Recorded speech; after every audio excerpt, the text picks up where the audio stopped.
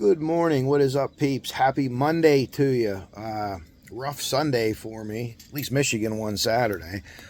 Oh, you Hoosiers, if you will, are celebrating your victory over the Steelers, and you got to give you credit. You took it to us. So, uh, got a big lead. We battled back, but it wasn't enough in the end. And we need a quarterback. We have three, but really we have none. So maybe we should tank and get Arch Manning. That's a thought. I'm just throwing that out there to you. But anyways, a couple of things to talk about real quick here. Haven't done a live since last Tuesday. I'm going to do my members only tomorrow, and I think I'm going to just attach a regular live with that afterwards that we're going to talk about. There's a couple of things I want to talk about, some Delphi updates and stuff like that. I'm going to do like a potpourri episode for the regular live, and then members only. Check out the poll that's going to be up and be posted here shortly. We could decide on what we're going to talk about there. So we'll probably do 6 o'clock, and then maybe right after at 7 or 7:15 or 7:30 do a regular live. I'll get those posted and set up for you today. A couple interesting things to go over. The defense seems to have a really good. That's just my chin strap mark because I have my beard. I have a rip from high school from a chin strap that I had to cut on my. I got actually helmeted on my chin strap, and it was cut open, and it's been a scar there for. Let's see, I'm 45 for 27 years, so it's standing out because there appears to be a couple white, can you see them, or gray hairs coming out. I was off yesterday, so my beard's growing a little bit. As the election season winds up here a little bit, I'll be able to do a lot more, and I look forward to it. We're just so busy with stuff. Pennsylvania's battleground state. If you heard a story about the Permanis, Vance tried to go in and eat. I don't really get too political. Locally, I do, and I do that for the union. So tonight we're going to go out. We're going to be with the Attorney General for the state of Pennsylvania, Mr. D. Pasquale, for a fundraiser. He's a Democrat, and he's actually good for labor, and he's friends with some of our local friends that we have. We had our union picnic Saturday, so I missed a lot of people's lives. I had some good stuff going on. Frank had some stuff going on. I don't know if Frosty and Mark did anything over the weekend or not, but they should have something hopefully tonight. I know Frosty got a new schedule, but check all those folks out. Always watch your favorite creators, whoever they are. Whether I like them or watch them or don't, that's totally up to you. You can watch me and watch other people and like them too, and maybe you kind of get both sides of the coin. As Delphi gets closer to court, it appears that either there's going to be trial or there's going to be a plea. The last-ditch attempts here to slow things up by the defense doesn't seem like it's going to happen. If I understand correctly, they do have another stall if they wanted to use it, but I don't know if they have to use that within a certain period of time. But it certainly is trending toward we might see jury selection. And listen, the first day of trial, they could change a plea. They might be able to change a plea within trial. Remember that Ted Bundy had a deal worked out. They went in front of the judge and expected the deal to go through, including Ted Bundy's defense attorneys. But when they asked him, he said, no, I want to plead innocent and I want to go to trial over this. And that was one of Bundy's greatest joys in life, was that trial, and him being an attorney and him being able to cross-examine people, police officers and things like that. He got quite a thrill out of it. He got to show how smart he was, or how smart he thought he was. But everything he tried to do for himself ended up sinking his ship. You're not going to see that from Richard Allen in court. I doubt highly that he's going to speak unless he absolutely has to. Will his voice sound like the voice on the phone? Some people will say it's dead on. I can't honestly tell. I can't tell the person in the picture who exactly it is. I can't say for sure that's Richard Allen. Based on the height measurements, it fits him. Based on his body type and things like that, it fits him, but you can't see his face. So I can't say 1,000% that that's him. We know that the guy on the bridge we know is approximate height is Richard Allen's approximate height. That's been deduced and figured out. And I'm pretty sure that the state's going to show that too when they have it. That's just something that, the defense has all the information that the state has, okay? But if there's something damning in there, they're not going to put that in one of their Frank's motions. They're not going to put that out. They know it's there. But why would you pump that out? You want to pump out the things that make people think, oh, maybe this didn't happen that way, or maybe this or maybe that. They're doing a whole lot of we want to see this, we want to see that. And it was funny because McClellan used a case that I believe Baldwin was working on and kind of smacked them down with it a little bit. And I think that case had just got adjudicated, or just happened to. So this metallurgist, there's a guy who studies metal who's not a firearms expert or a ballistics expert, or in this situation, a back ballistics expert. Easy for me to say. I work with a guy who's a gun lover. I mean, this guy probably has about 150 guns. You know, he carries them. Never shot anyone before, but he just is in the guns, collecting antiques, new stuff. He works at a gun shop. He was explaining to me front ballistics and back ballistics. Front ballistics are when the gun's fired, a lot more accurate. Listen, there's no question about that. Once that gun's fired and that pin makes its mark, it's way more accurate than just a cycled ejected round. There's no question about that. However, this is scientific. This is in the state of Indiana, has put people away before.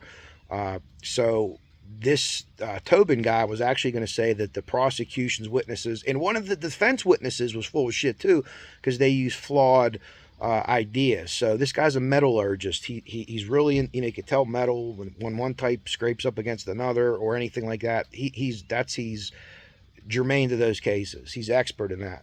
But they're saying you're not an expert in these cases here, these things that we're talking about. So that's interesting. And then he was in another case and it just got, kind of tossed out. I don't know if that's the right words to use, but read those documents or have Deb read them to you like I do. I do both. And I always seem to grab something new from reading it myself and having someone else read it to me. And I've said before, I'd like Deb, if I might ever make a movie about me, to narrate it, because she has the perfect voice for things like that. So what do you think about that? What do you think those documents say? We knew that the defense was going to try more. We knew that the prosecution was going to follow up with this and that. We'll see what Gall does. Gall could actually cite the case that they were just on and say, hey, based on this, decision made here, these type of things. So it's very interesting. And I still don't think that, I think something's going to happen before court. I just don't see him going into that open court and sitting through those details publicly that happen. Because at the end of the day, he doesn't want to look bad. He's very concerned about himself. We saw that in the interviews with Holman. He is concerned about his family. He doesn't want them to hear everything. That's why he had them leave the room. And the attorney went up to them before those 3-day hearings and had them leave the room before the blood spatter person came in, because he didn't want his family to hear that. Now, would an innocent person want their family to hear that? I don't know. I know a guilty person would not. So you can make an argument that maybe an innocent person wouldn't want to hear that. That's tough to hear. It's tough to hear for the family. And you can imagine if your husband would have done this and sitting through that. So I just don't know if he really has found God, if he's just playing out the string and they said, listen, let's get to that date. We'll do everything we can do. And at the end of the day, these two guys can say, hey, blah, blah, blah. This is this, this is that. And I have just one more question on Delphi. And I'm not trying to be a jerk about this, but it's important, and if people want to crusade for rights and things like that, that's fantastic. On every occasion, whenever it's the little guy against the government, I always side with the little guy. I always side with the underdog. Even when I bet, I like to bet the underdog. I like to see rebellion. I do, within a certain context, not just craziness. But where's the 40 grand that was raised? How come no one's talking about that? And if you are on the side of Richard Allen is innocent, I think you should be with me here and say, where is this 40 grand at? What happened to it? People paid their hard-earned money. I don't know if they're mad or they're upset about it. I didn't send any money to it. It wasn't my thing. At the time, I didn't really see a lot wrong with it either. If people want to do that, whatever you want to do with your hard-earned money, as long as it's legal, that's totally up to you. Another person might look at you and say you're blowing your money. But it's your money at the end of the day. But where did that money go to? Did it end up anywhere? Did it help pay for a picture in Georgia that everyone had on their computers for a long time? What happened to that? And God forbid, if that happened on a prosecution side and 40 grand was raised, oh my goodness gracious, people would be losing their shit. So I think that's a very legitimate question. Where is that money at? Who took it and what is it being used for? If that money, hey, listen, we took it here, we're using it for these witnesses or whatever, no problem. You got no issues with me. But how come no one's talking about that? You know, people that think that Richard Allen's innocent want you to look past this, look past this, look past this, look past that. But look at these little things that we have here, these links, you know, this and that. Brad Holder worked out at 2 a.m. It's over for Brad Holder, right? He's done. He's alibied out. These guys are all alibied out. Your guy isn't alibied out. So at the end, at the point of the argument, when people say there's no evidence against them, they have a gun that was cycled through. They took the SIG P220, I believe, 40 cal. They took it off other people. They found the bullet February 14th. Okay, so people could say whatever they want to say. Mike Patty dug it up in a canoe. Horse shit. It's absolute horse shit. We have a police officer saying that in a recorded interview, and that's something that you cannot say. You can't make that particular thing up with that much detail. Okay, you can't do that. I think Ruckus explained it one time, and he slid like a DVD across the table and says, "Hey, you know what's on this DVD, don't you?" And the guy's like, "Oh, fuck, the crime's on it." Like it's from some, he puts it together. But if that guy says, "Hey, this is from the night of the crime scene, we have you on here shooting another person," then that wowould be something that you can't lie about. But there's nothing anywhere. They've never produced anything, this older bullet. The defense hasn't brought anything up. It's one of the rumors, one of the Delphi rumors. Maybe it was buried. Maybe it was, but they found it that day. So that's all going to come out too. You guys will all see that. And that's why the bullet wasn't thrown out. They wanted that bullet thrown out because it's a big piece of evidence. But they were able to prove the due process already on that, and that'll come out too. Again, the clothes. Everyone out there owns those clothes. I don't dig into it that he had a knife and a whatever kind of knife and a gun carried on him. Pennsylvania, a lot of places isn't that dissimilar from Indiana? I think Indiana's maybe prettier though. I've told you that before. We have some cool places here too though. Carrying a gun and a knife just might be a daily routine, right? That might be a daily routine. So I don't think you could look at him for that. He put himself there with Dolan. You could say whatever time he changed, changed his time. But we know that he's there. These other people were proven not to be there. Even Major Click said that. Yeah, we can't put anybody there at that time. And there's a lot of smoke to that. Hey, these guys here, there's a link here. But again, the nexus. What is the nexus? The nexus is putting that person at the crime scene. Not having this, I talked on the phone, or they did this, or they did that. They have to put them at that crime scene. You can't put any of those people there.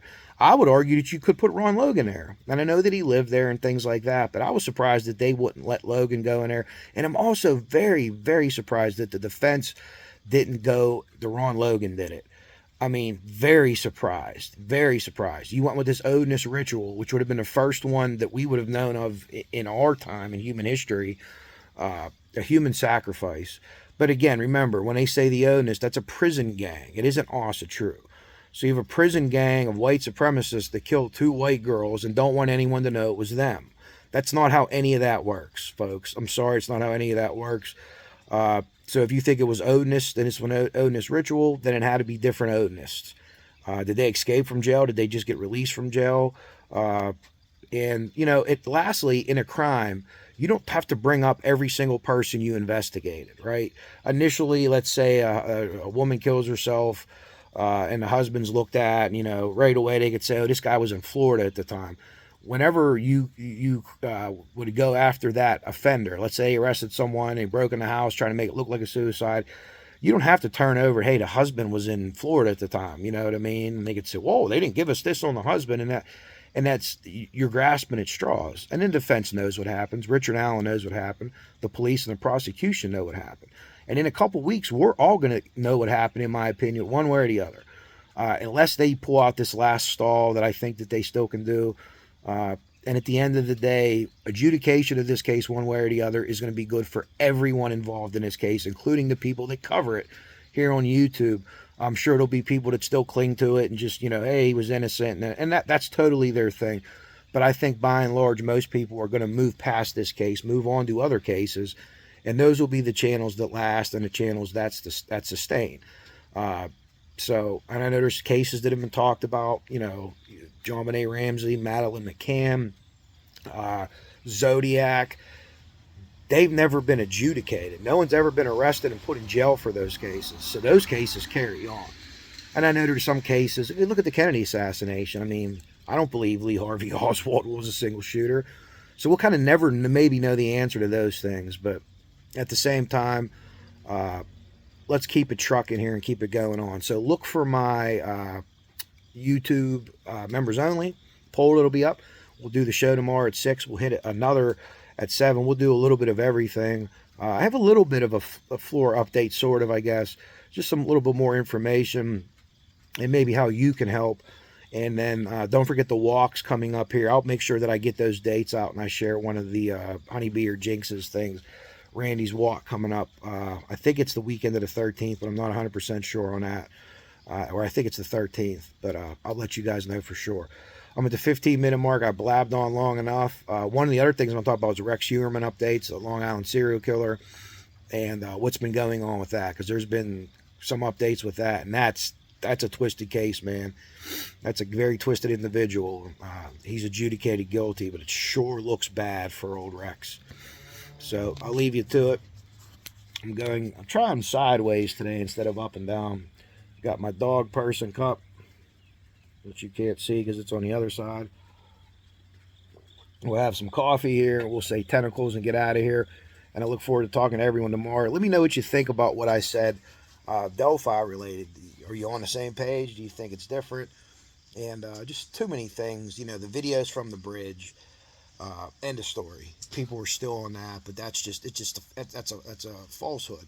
And then Abby's picture, how it went to Snapchat, which my kids helped explain to me. And again, I encourage anyone that doesn't understand Snapchat, excuse me, to ask your kids or your grandkids. But everything's jabbed. So all the things that were jabbed at and trying to poke holes in, we now see that's just stuff. It was theoretical, and it made sense, but it simply isn't true. So as we move on through this, truth's coming out, and it will be clarified. And let's hope by early November this is adjudicated, and whatever happens, and then move on to the next one. Most people will. Some people will cling to this, but that's their channel and that's their free platform, so you can do what you like there. But I'm not going to get caught up in that.